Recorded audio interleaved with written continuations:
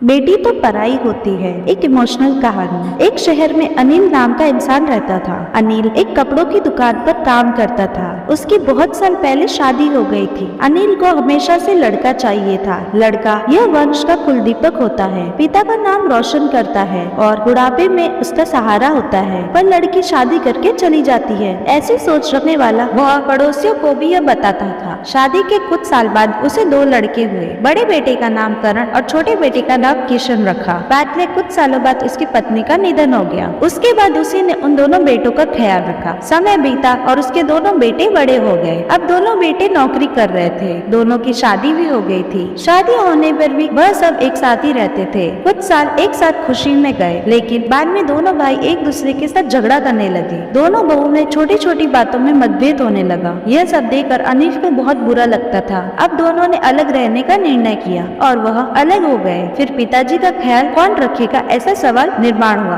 दोनों बेटा एक एक महीना संभालेंगे, ऐसा तय हुआ। अनिल एक बेटे के साथ एक महीना रहने लगे, फिर दूसरे बेटे के पास एक महीना। ऐसे उसका बंटवारा हुआ। पर जैसे जैसे वक्त बीता गया, वैसे वैसे बहुओं और बेटों में अनिल को लेकर झगड़ा होने लगा। दोनों बेटों के घर में झगड़े का कारण अनिल रहने लगा। यह बात अनिल को अच्छे से समझ आई। अब अनिल को पुरानी यादें याद आने लगी थी। उसने जिंदगी में कितनी बड़ी गलती की थी, यह उसे अब समझ में आ रही थी। पर अब इसका क्या फायदा। आखिर दोनों बेटों ने पिताजी को वृद्धाश्रम भेजने का निर्णय किया। एक दिन दोनों ही पिताजी को लेकर वृद्धाश्रम में गए। वहां जाने पर सभी औपचारिकता पूरी करके पिताजी को मिलकर वह दोनों अपने घर वापस चले गए। बेटों के घर जाने के बाद अनिल बहुत रोने लगा। उसके बाद वृद्धाश्रम में कई लोगों ने उसे समझाया, पर वह बहुत दुखी हो गया था। अनिल को वृद्धाश्रम में आकर 8-10 दिन हो गए थे। वह किसी से भी बातचीत नहीं करता था और एक पेड़ के नीचे बैठकर विचार में मग्न रहता था। वहाँ के लोग उसे पूछते थे, पर उसने किसी को कुछ नहीं बताया। कुछ दिनों में वह एक व्यक्ति से थोड़ा बहुत बोलने लगा। बाद में दोनों की अच्छी दोस्ती हो गई। एक दिन वह दोनों बैठे थे, तब वह व्यक्ति अनिल को अपनी कहानी बताने लगा। वह बोला कि मुझे एक ही बेटा है। वह मेरे साथ छोटी छोटी बातों पर झगड़ा करता था। इस बात को मैं बहुत ऊब गया था। इस वजह से मैंने वृद्धाश्रम में रहने का निर्णय लिया। मुझे कभी कभी लगता था कि मेरे बेटे के साथ एक बेटी भी होती तो कितना अच्छा होता। कदाचित आज वह मेरे बुढ़ापे की लाठी बन सके। इतना बोलना सुनकर अनिल और ज्यादा दुखी हो गया। वह बहुत गहरे विचारों में खो गया।